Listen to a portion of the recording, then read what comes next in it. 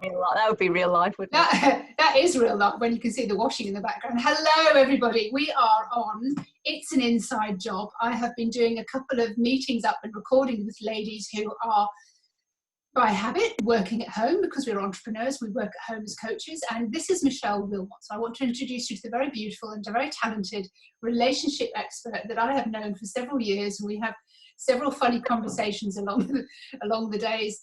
And now, because we're all on lockdown and we're all confined into our spaces, I wanted to bring Michele on because we are under the same roof with our partner 24/7. We are under the same roof 24/7 with our kids. And I've seen some very funny pictures about, tape over the mouth, bungee straps around the kids, because they're using up all my internet, they're making noise around the house. And my partner doesn't really know what to do with himself. He's just scratching and like, oh, now, the house is going to look perfect. And we've just been informed today, Michele is also in France, but we've just been informed today that the schools possibly won't go back until the 4th of May and could be longer. So we have to make provision of how we're going to cope, make light of this, but how we can emerge from this in a better relationship. So, Michele, you're in France, and you told me the last time we spoke that your partner was about to go off for an operation, a hip replacement, because it's 40 and all the rest of it. But I believe that that's off now. Yeah, off the table. God knows when that's going to happen. And so he wasn't due for that until probably 2 weeks' time. So regardless of that, I've still got him in the house with me. And the funny thing was, we were joking when he had to stop work and therefore start working at home. We were joking that he was the one that would have to get used to obviously having me around and being in a different, more confined space. And very quickly, I realised that in actual fact, it was me really who was being impacted more than him, because for him, I think it's actually almost a bit of a novelty. Yes, but it will be for the first 2-3 weeks, won't it? Yeah, exactly. And he hasn't got loads of work to do because his company has shut down actually for however long they need to shut down. So he's actually having a rest, which he deserved. He was working really hard. But for me, I suddenly thought, God, like you just said earlier, I'm so used to having my home as my workspace and my living space to be able to go and meditate or exercise or work wherever, however I want. And then all of a sudden, it's like, oh, okay. And you've got to start considering other people in our space, like, kind of like to meditate, but you're drilling or you're wandering around the house or... Exactly. And I said to him yesterday, I said, I'm going to go and meditate for half an hour and I'm going to do some chanting. Yeah. And he is completely okay with all of that. He knows me, inside out. He's completely cool with it all.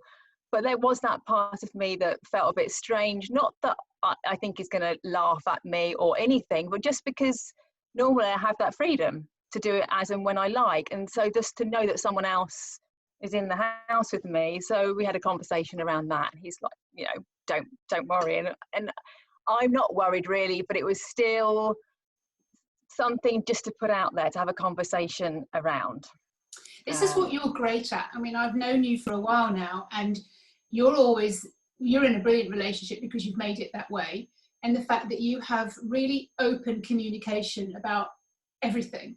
So that is, to be rewarded and be respected, because so many of us, like we were saying just before we came on live, yes, we are working from home as normal, and all of a sudden we're not alone in the house. And I love being alone in the house. I can meditate, I can do my yoga, I can run around singing out loud or talking to my soul or whatever it is.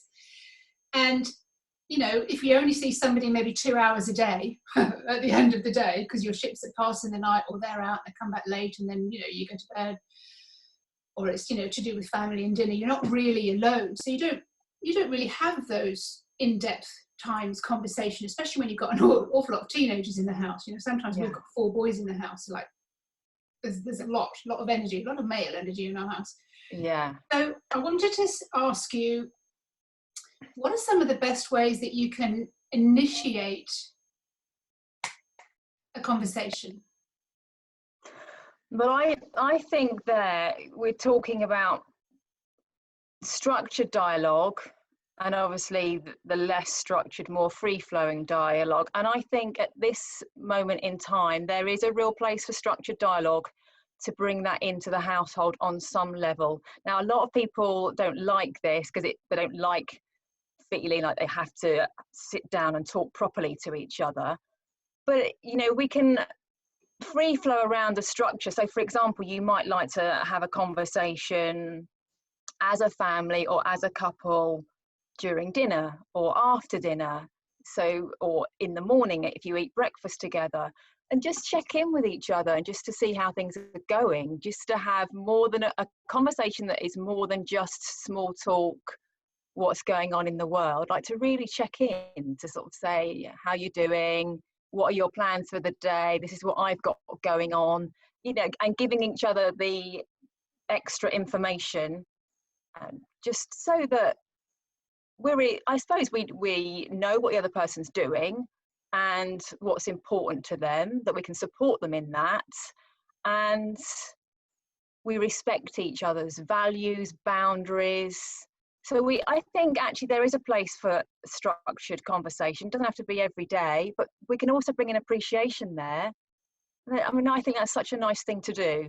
And I tend to do it very naturally anyway now, because Yes, it doesn't have to be invasive, but just if you get into the habit of it, it becomes more normal, I think was what you're saying. So like, hey, what are you doing today? Not like, what are you doing today? Can I give you something to do? Which is, you know, unfortunately, a lot of women might get tagged as being a nag, or they want certain jobs done around the house, or certain things need to be sorted. But I mean, I know it took me a long time to work out, how can I actually have that in previous relationships? How on earth can I have that conversation without sounding like, God, you still haven't done that. It's so important to me. Why haven't you done that? Especially then, you know, because so many people are around with their partners at the moment. And, you know, a lot of people at the moment, the first couple of weeks, they may be kind of thinking, well, I'll just get all the jobs done around the house. But to have that structured conversation of like, right, what really matters to you right now? What, you know, what kind of space can I give you? What's important to you? What do you want to get out of, you know?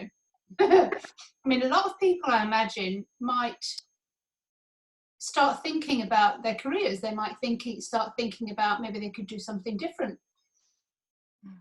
How they could make, you know, good use of the time. Maybe they could go and learn something. I was on the call with somebody, and we had, you know, some of the Teachables and some of the Udemy kind of teaching platforms, you know, to just do something different. I mean, you and I, we're not, you know, slow on, you know, think ideas of things that we could do.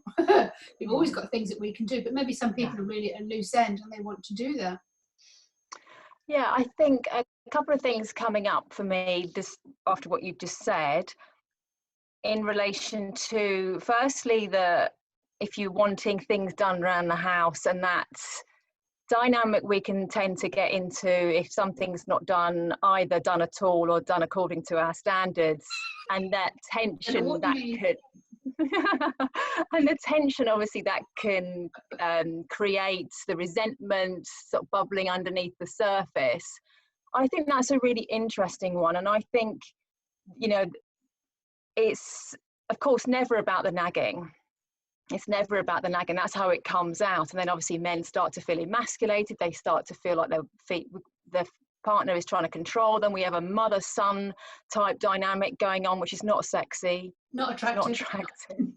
No, exactly. So for me, that's, in that specific example, it's all about being really, really honest.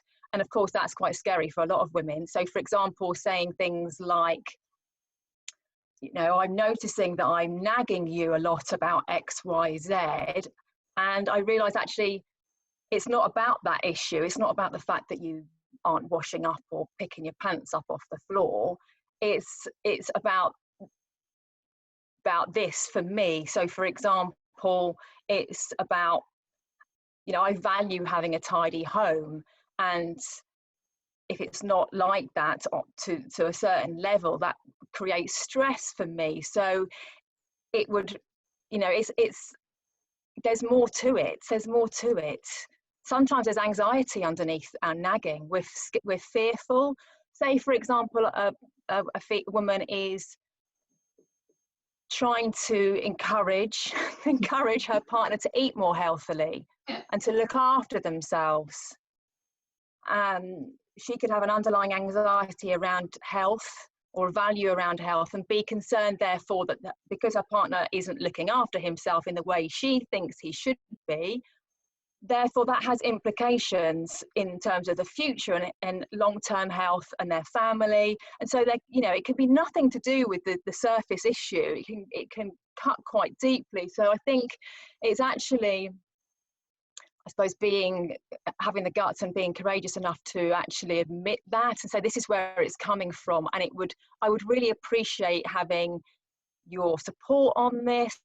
I would really appreciate it if you could help me with this.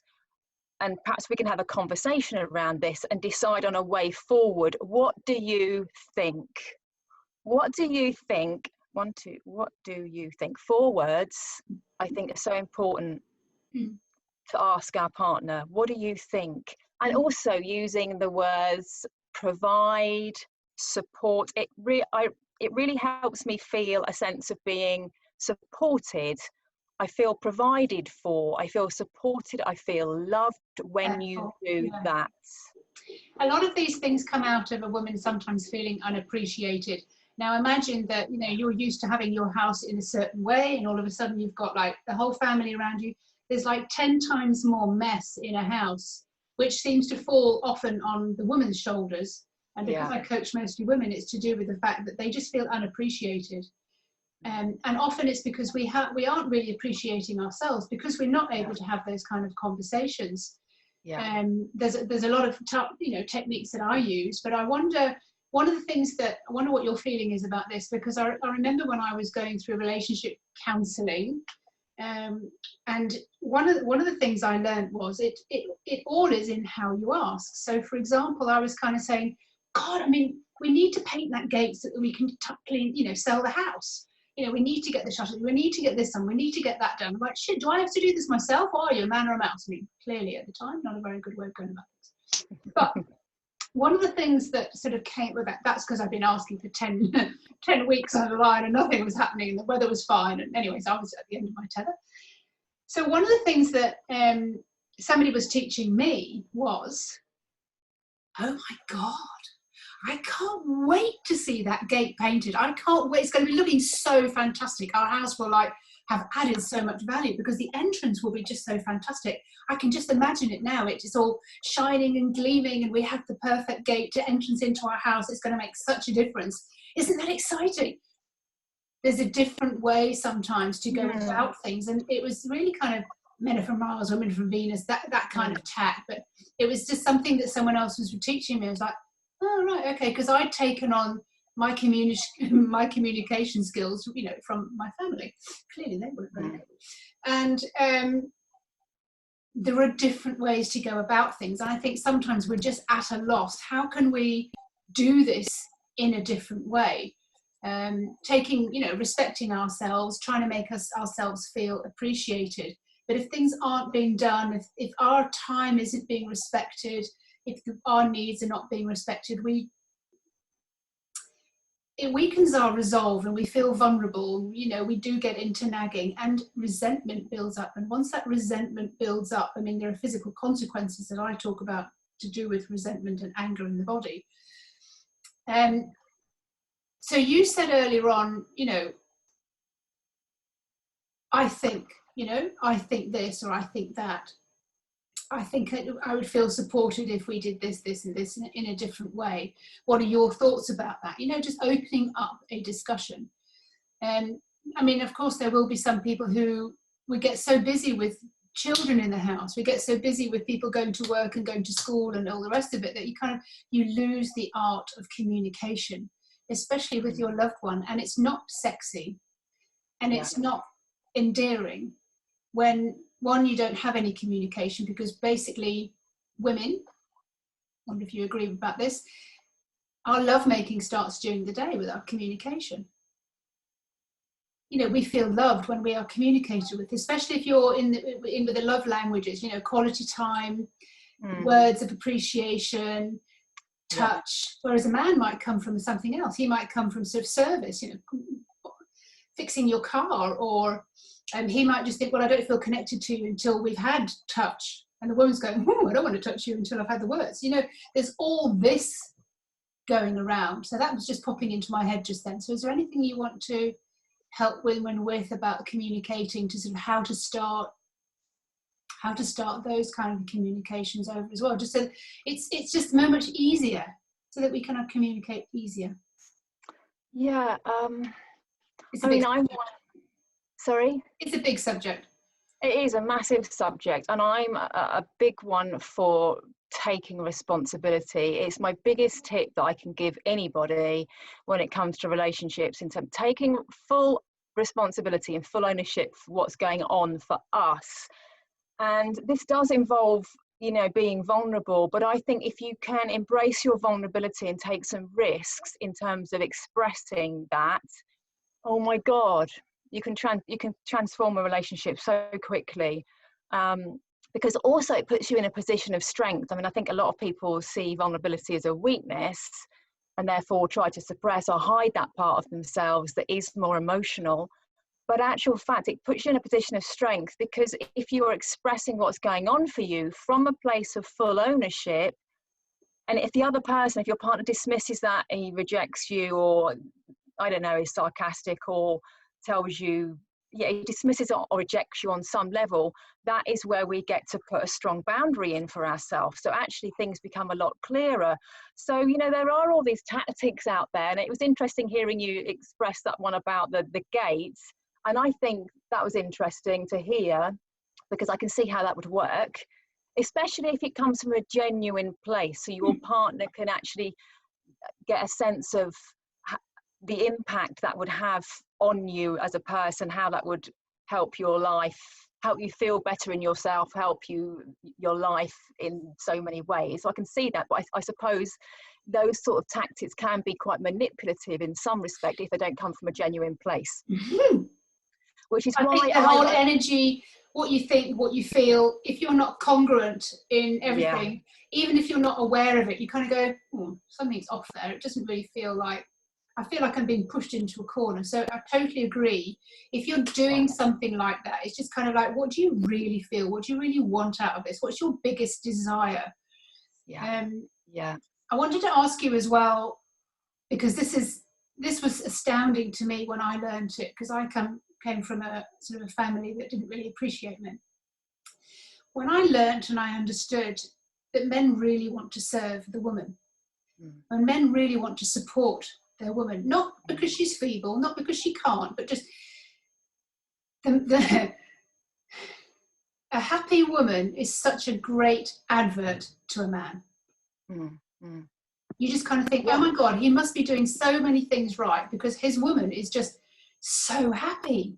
That is just the best advert ever for masculinity and for a man doing the right thing. Yeah, because masculine energy is all about provision and protection. And so that's what, like you say, quite rightly, I think men, they just want their partners to be happy and to be able to be that a man, a real man, not a boy. And we have a lot of boys and girls in relationships, unfortunately. Again, and this goes back to the taking responsibility. But, you know, I think it does take practice, and, you know, it comes easy to me now, but I sometimes forget that it's, you know, it's taken me so many years of practice. But having said that, you know, sometimes relationships are messy. And so we have to take a risk and express ourselves if we're really upset about something, and risk it being messy. Yeah. You know, there's no the learning is. Would you also say risk the fact that you could even say, listen, I don't know why I'm saying this, but this is how I feel.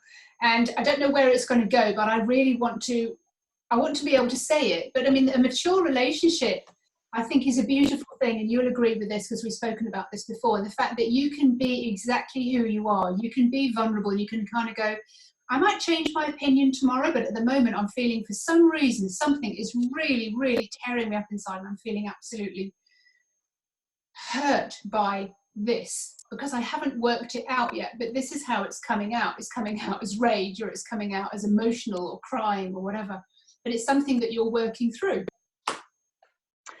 Yeah, and that last piece you said, I think, you know, I would actually say that. I've often said things like, I've been noticing that I've been feeling really angry about X, Y, Z,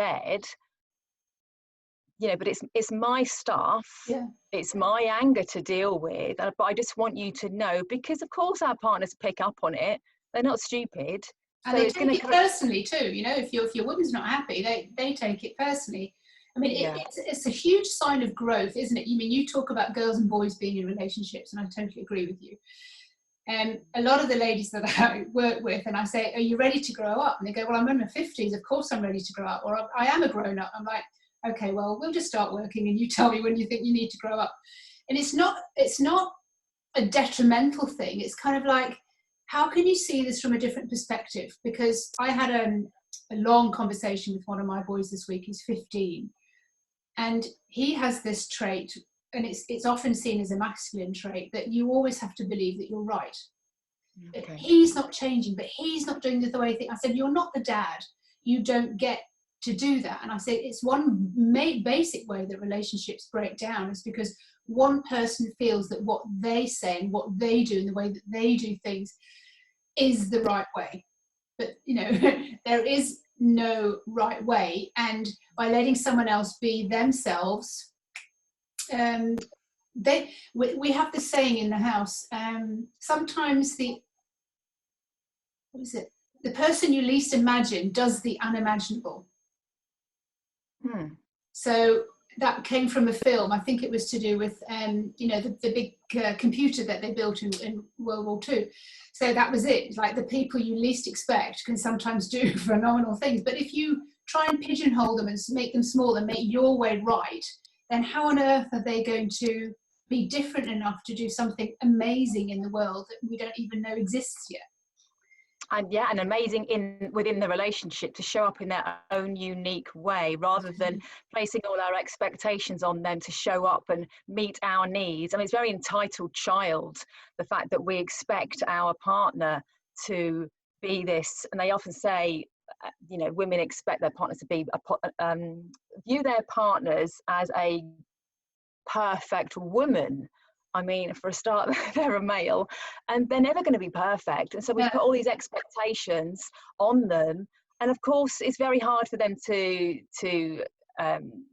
fulfill those expectations. To live up to those expectations. Yeah. So if we're not careful, you know, it can be a constant sort of stream of disappointment if we're measuring them up against this perfect woman type thing.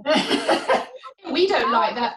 We don't like that either. You know, you have to be a 5-star chef in the kitchen, great hostess, a whore in the bedroom, and whatever else that they say.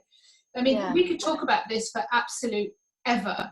And the fact that, you know, relationships, I often say, is some of the hardest things we have to deal with in life, because people are different and we can't expect perfection. And I often said that thanks to films and romantic films and all those kind of things, we have these huge high pedestals that we have expectations to people to live up to. And somebody once said to me, it's not what you want, but it's what you can tolerate. And I'm like, kind of don't like that. Don't like that perspective of it. But it's kind of like, how can you really appreciate all the things that you carry on appreciating, you know, and still be in love with your partner? How can you re-fall in love with your partner? For me, it would be, I have to fall back in love with myself so that they are a bonus. Yes. Yeah, I think that's a great way of putting it. And I think it, for us women, and it works the other way, I think it's a huge journey in terms of healing our attachments, because we've been taught and conditioned that our partner is going to save us or going to meet all these expectations, be that knight in shining armor, and to actually heal those attachments so that we're not hooked. We're not always looking at our partner and then therefore being disappointed when they don't come up to our standards, and therefore having to look within ourselves, like you're saying, and have this love relationship with ourselves, and also ask ourselves important questions like, you know, who do I want to be in this relationship? Do I want to be the sort of person that is holding my partner to ransom and is you know, putting these great big expectations on him? Do I want to be that sort of person? who do I want to be? You know, and usually I think a lot of people will come back down to the fact that they want to show up and in such a way where they are both giving each other space and freedom to be the human being, warts and all, that they are, and that's not always pretty. Yeah, and don't forget, you know, a relationship is a two-way thing, and it's like, you don't want to be on your own necessarily. Maybe you want to really share something with someone, and it just feels so much nicer to share it. Like, remember why you're in that relationship in the first place. However, you know, some people might have been ready on the brink of kind of making a big decision and moving out or saying something in their relationship, and now because of this being at home, staying at home, not being able to sort of make very many changes or move, we're in the house. So it really is getting your communication right. I wonder what you think about this, because I have a technique that I use, and I call it spring cleaning, and you may know about it already, but basically you take away the anger, you take away everything else, and you write every single thing down that is absolutely pissing you off. You might have to do it every single day. So you spring clean on it. It's like, oh my God, left his socks out again, toilet seat up, get it out. And then when you have a conversation with somebody, it's just like all the anger's gone, because you've actually already put it down on paper. You've already got rid of it. You've already voiced it outside if you go for a walk, and you've cleared it up. And then when you've done that, you kind of go, I don't want to feel that. What do I want instead? And I've changed the relationship with my 15-year-old son a couple of years ago, because my thoughts about him, God, it's just so difficult. Everything's just so tiresome. It's such a difficult, you know, I don't know what mood he's going to be in. He's like resisting and batting up against me the whole time. I thought, right, the only person who can change this is me. So I wrote a new story about him. I went, he is so willing. He is so easy to get along with. We have great, deep conversations and laugh. And he does his homework. He does what he needs to do. He's great for thinking outside the box. So I was just able to sort of do that for a space of a week and change my energy towards him. And within a week, he'd changed. Great. I think, like you say, getting all that down, getting the emotions down and out, expressing them however, but in a way that your partner's not getting all the flack in the face, or your child. I think that sounds like a great technique. And in actual fact, it was making me think when you were speaking about the ego in our relationships, and obviously again the expectations of our ego. And you were talking about perhaps people who might be thinking of leaving a relationship, and I think I would only ever not encourage someone to leave a relationship. I would only ever say yes to that if it's an abusive relationship, and if a couple have tried everything that they can and they've decided that it's just they need to separate. However, I'm in the business of saving relationships, and I think the ego does such a good job on us in terms of encouraging us to jump ship just because our partner doesn't seem to be meeting our needs. And the ego is scared of love. Absolutely, no doubt about it, it's scared of love. And so our relationships get to a certain level in most cases, and then they're calling us forth to go up to the next level in growth as a couple and in the relationship. And that involves a lot of letting go, a lot of surrendering to not getting what we think our partner should be providing for us. So letting go of all those expectations that we're putting on our partner, and actually showing up in such a way that we think, well, today he might not pick his pants up, he might not do this, and actually surrendering to, well, almost asking ourselves the question, so what? So what if he doesn't do that? Can I still be okay with myself? Can I still love myself fully and, love and accept myself fully here? Am I going to let that emotion for a start control me and have power over me? Am I going to let that situation have power over me? Am I going to let him have power over me?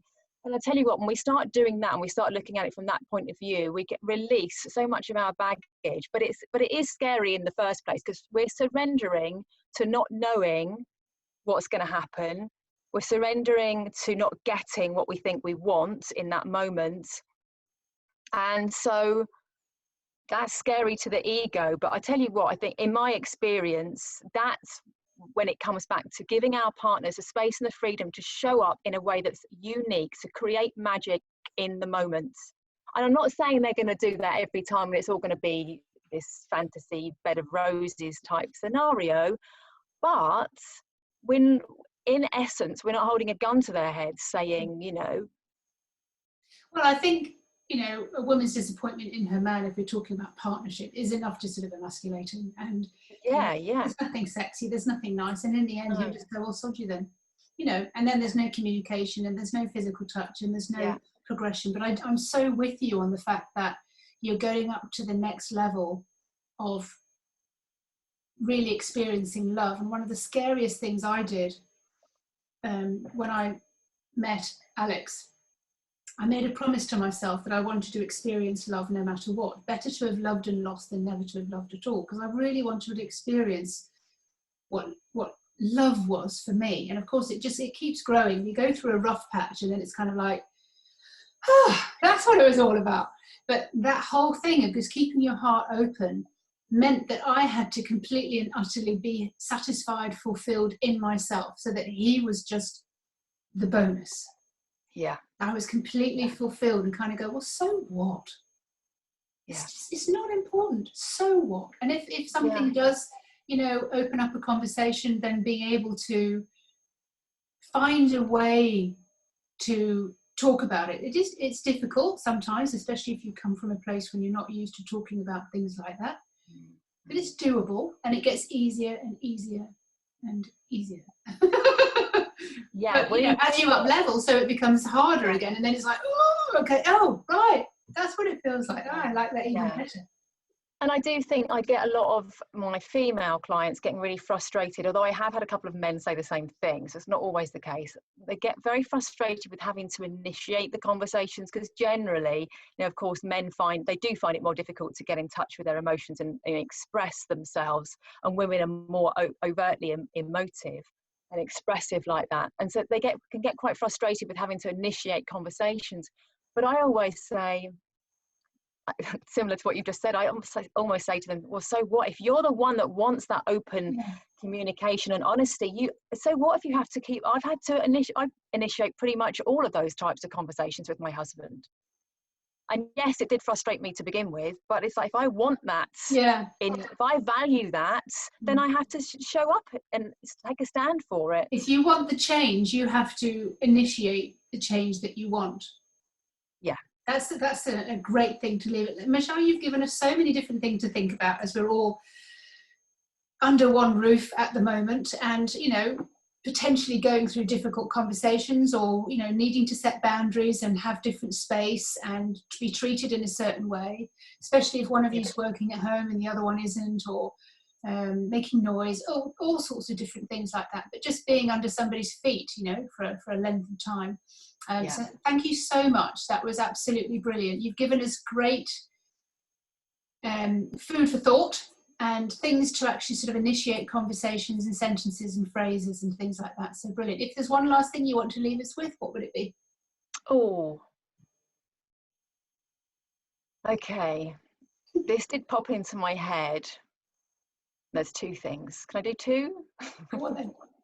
Well, first of all, it was like, I think we are conditioned as women to look to our men to rescue us on some level, to be that knight in shining armor. And I think whether we actually think about that or not, there's a part of us that's conditioned to look to our man, to look to the mortal man to complete us on some level, and that's never going to happen. And yes, we can love ourselves as much as we can, but then we're only a mortal female. So I've actually got a big practice around, you know, divine masculine, the immortal male masculine consciousness. And I think that's a whole other topic and conversation. And some people might think it's really woo-woo, but it's almost, for me, replacing the sort of the wounded patriarchal masculine paradigm or template, whatever you want to call it, and replacing it with something masculine template or paradigm that is all loving and providing. Because when our man isn't there,